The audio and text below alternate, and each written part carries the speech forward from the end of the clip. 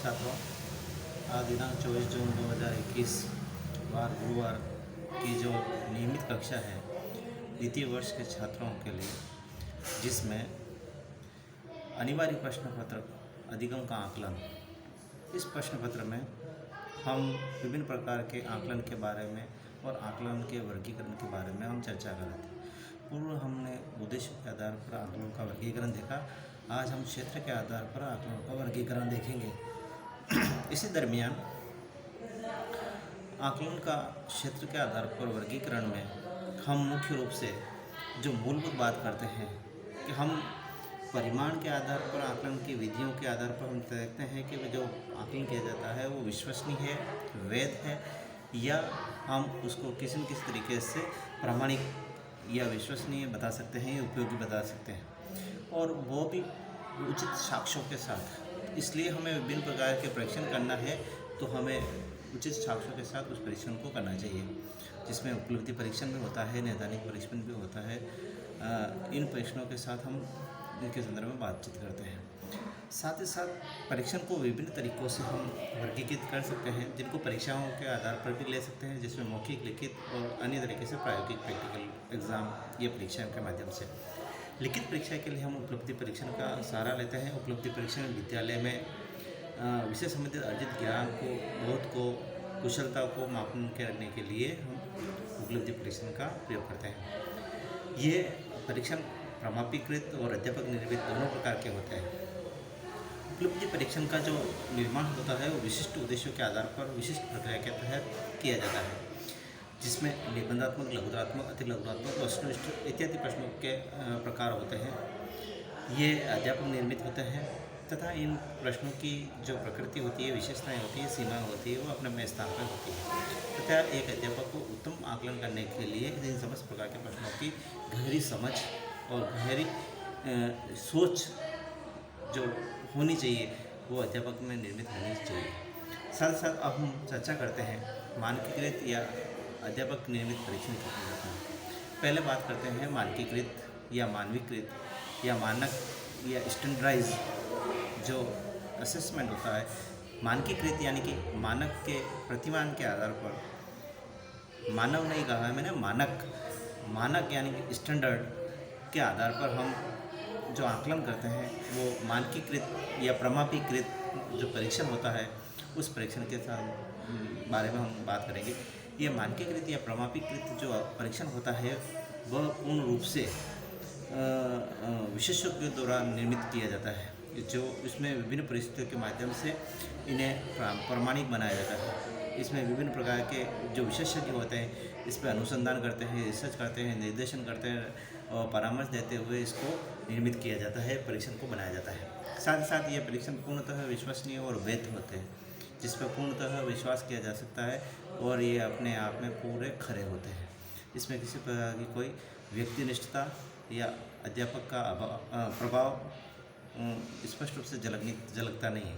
ये पूर्णतः विशेषज्ञों के द्वारा निर्मित होता है। अब बात करते हैं परीक्षण को मापन करने के लिए प्रयुक्त चरण। इसमें सर्वप्रथम मनोवैज्ञानिक परीक्षणों के आधार पर इसका प्रतिनिधियों का समूह बनाया जाता है, जिससे विशिष्ट जो विशेषज्ञ होते हैं उन प्रतिनिधियों के समूह के माध्यम से उस आकलन को तय किया जाता है। फिर प्रतिनिधि समूह द्वारा औसत गणना की जाती है। फिर छात्रों को छात्र समूह के सामने इनको रखा जाता है। फिर प्राप्तांकों के आधार पर, उसके मानक और व्यक्ति समूह के आधार पर हम फिर इस प्राप्तांकों को हम मानक स्तर पर परखेंगे। जो औसत से ऊपर होगा तो वह मानक स्तर उच्च स्तर का होगा, अगर औसत से कम होगा तो मानक स्तर से कम होगा। इस तरीके से दोनों की मानक और प्राप्तांकों के आधार पर ही हम तय कर सकते हैं कि वो परीक्षण किस तरह से उच्च और स्पष्ट और विश्वसनीय है।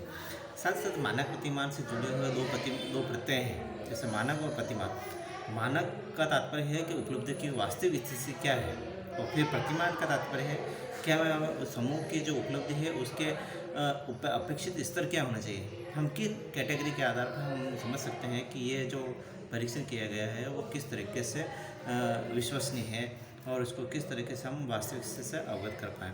तो मानक और प्रतिमान दोनों ही एक अलग अलग तथ्य होते हुए भी उसके साथ जुड़े हुए। साथ ही साथ परीक्षण मानकीकृत के 3 पहलू होते हैं। पहला तो परीक्षण निर्माता विषय वस्तु और परीक्षण सामग्री के मानकीकरण करता है। फिर बात आती है दूसरा, उसकी परीक्षण की जांच करता है।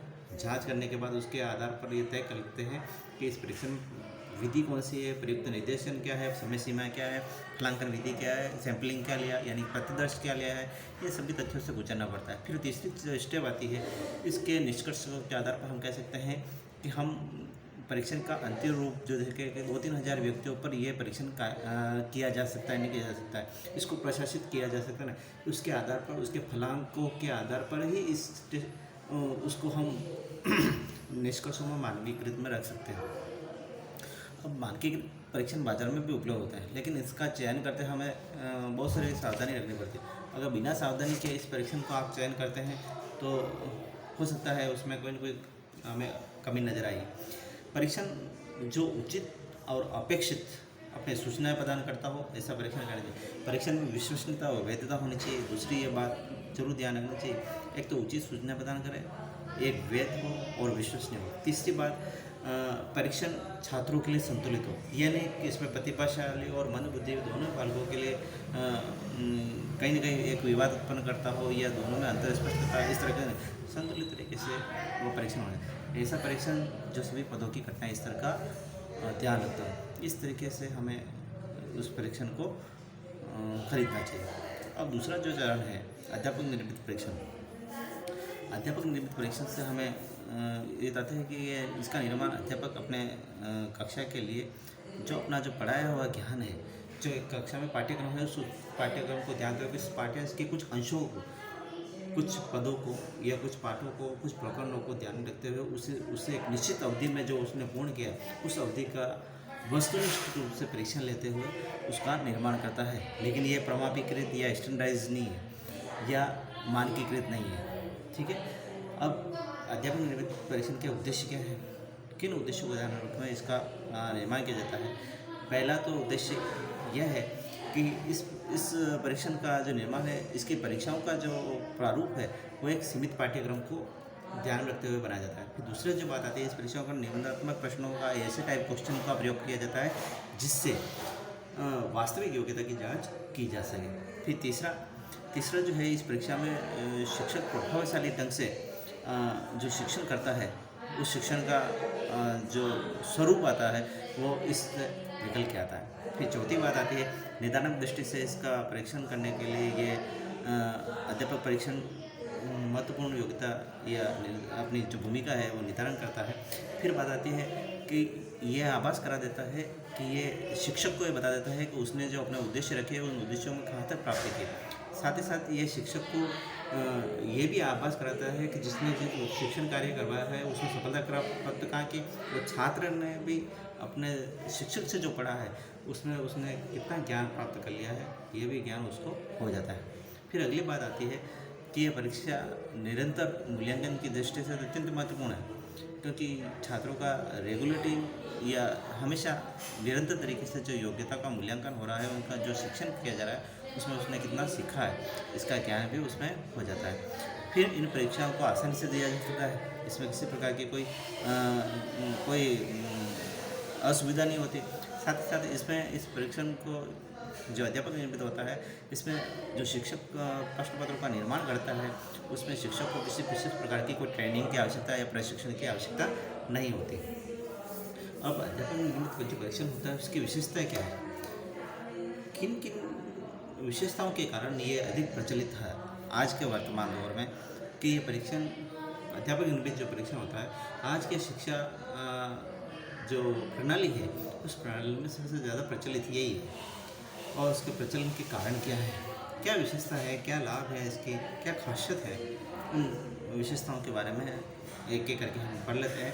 पहला तो इसके प्रश्न जो होते हैं वो वस्तुनिष्ठ होते हैं और वस्तुनिष्ठ होने के कारण इसको आसानी से दिया जा सकता है। फिर दूसरा, इसके परीक्षाएँ जो प्रश्न होते हैं इनके प्रश्नों को विषय अध्यापक कोई भी विषय अध्यापक इसको निर्मित कर सकता है।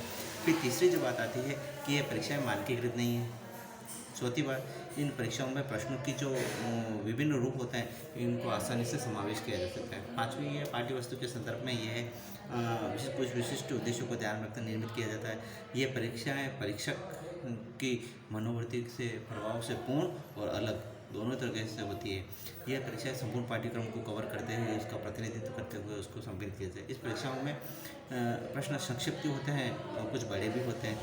साथ ही साथ इसमें आज के वर्तमान दौर पे मैंने कहा है ये कि आज के वर्तमान दौर में अध्यापक निर्मित परीक्षाएँ और छात्र के दोनों का मूल्यांकन कर सकती है, ये बात बताई थी। और विद्यालय में गुणात्मक विकास के रूप में इसको शामिल किया जाता है और शुद्ध प्रतिस्पर्धा के लिए आज के विद्यालयों में इसका प्रयोग करते हुए शिक्षा का मार्ग प्रशस्त कर रही है। अब अगली जो बात की जा रही है, अध्यापक निर्मित परीक्षणों का निर्माण किस तरह से किया जाता है।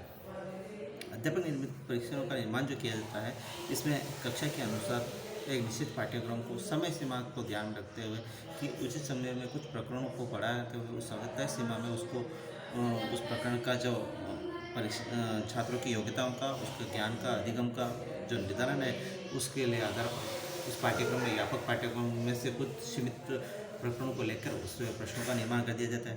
प्रश्नों का निर्माण करने के साथ प्रश्नों की रचना की जाती है और वही प्रश्नों का समाधान किया जाता है ताकि उसमें वस्तुनिष्ठता का ध्यान रखा जाए। प्रश्न अत्यंत सरल बनाए जाते हैं ताकि सभी प्रकार के छात्र उसको आराम से दें। प्रश्नों की प्रकृति सरल से कठिनतम की होती है।